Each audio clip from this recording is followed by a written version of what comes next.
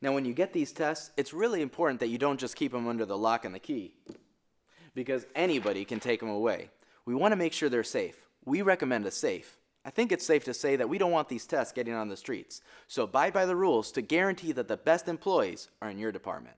In order to provide a 5-star product, we need you to create a 5-star security environment for our tests once they arrive at your agency. This video will assist Test Security Agreement (TSA) signers in understanding how to keep tests secure under the terms and conditions of the TSA. How should you keep inspection copy packets secure during the review process? You may have requested an inspection copy packet in order to review one of IPMA-HR's tests. Only TSA signers can receive these packets, and they should be stored under lock and key in a secure place that is only accessible to TSA signers when the packets are not in use. As a TSA signer, you are not allowed to let non-signers have any type of access to our test materials. There is, however, an exception to this rule. During the test review phase, you may want subject matter experts, SMEs, that are not signers to review the inspection copy packet or provide input when conducting a local validation or transportability study. In this case, a TSA signer must be present during the review meetings and must ensure that the SMEs are never left alone with the materials or allowed to take them from the meeting site.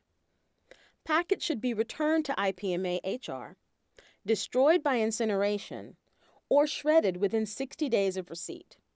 We encourage you to go green and return your packet so it can be reused. Where should tests be shipped? If at all possible, we encourage you not to have your tests shipped directly to an operating department like a police department or fire department. Instead, we encourage you to have the tests shipped directly to a TSA signer in a centralized human resources department or a member of the Civil Service Board or Council. This avoids having your test order sit in a mailroom or at the front desk in an unsecure environment where candidates may have access.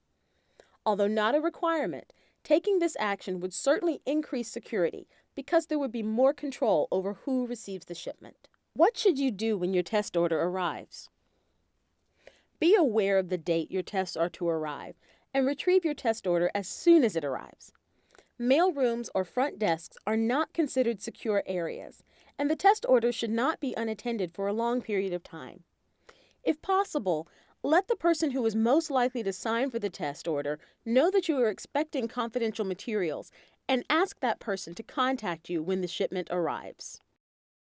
How should you check your test order?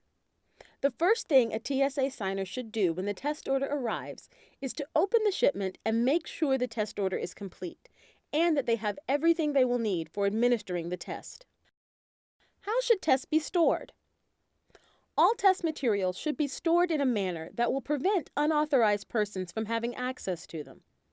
After you review your order, the test should be placed under lock and key in a secure area that only TSA signers have access to. For example, a locked closet that is only accessible to TSA signers, or a locked drawer or file cabinet in a TSA signer's office. What should be done on test administration day? A TSA signer should be responsible for the administration of the test unless an accommodation has been made by IPMA-HR to allow a non-signer to administer the test. Proctors may be assigned to assist with the test administration. Proctors do not have to sign the TSA, but should be briefed on test security measures. Proctors may assist the TSA signers by distributing and collecting test materials and by monitoring the test room. However, they should never be left alone with the test materials. The test administrator's packet contains lots of information on how to keep the administration process secure, so please review it carefully.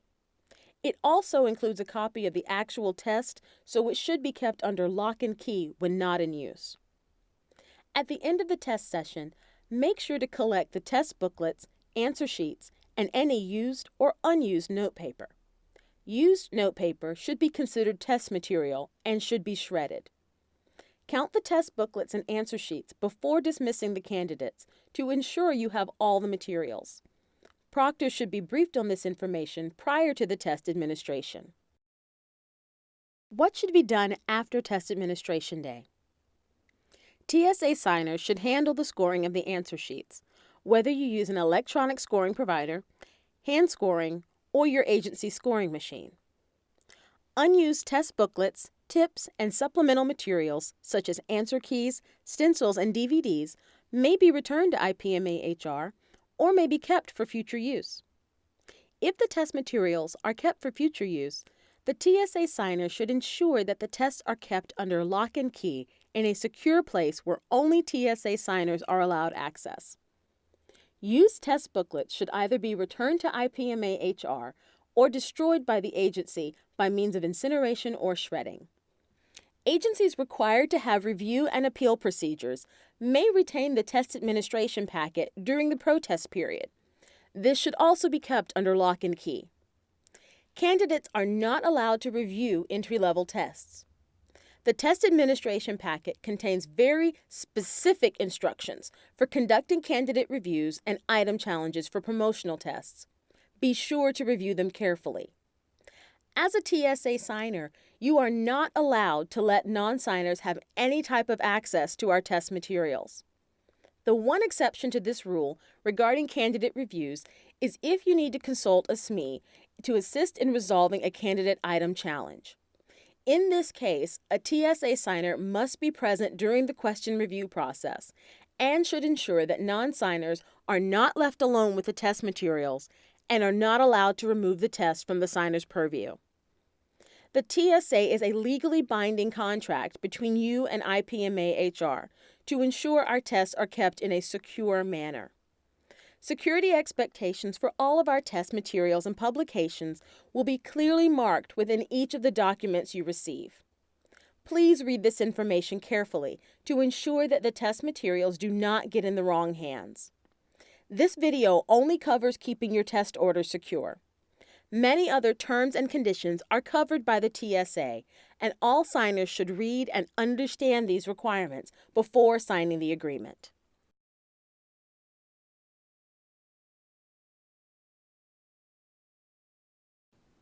Thanks for listening. We know you have a choice when selecting a test publisher, and we really appreciate you taking your time to take a look at our products. For more information, you can call our toll-free number or visit our website. Thanks.